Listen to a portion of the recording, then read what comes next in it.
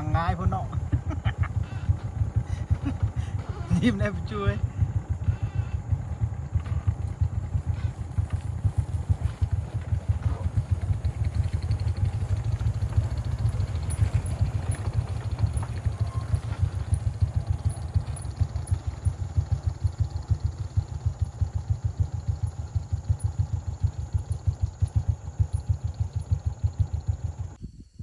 ไปได้เช้าเลยปะ นี่ปัญหาน้ำตาลเราแล้วมัน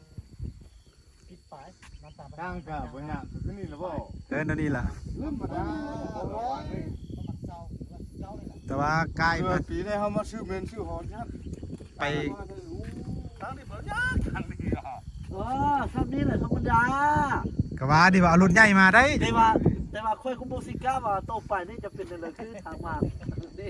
คนลื่นตุ๊บทบตุ๊บครึ่งนี่เขาก็ยังมีแนวตี บ่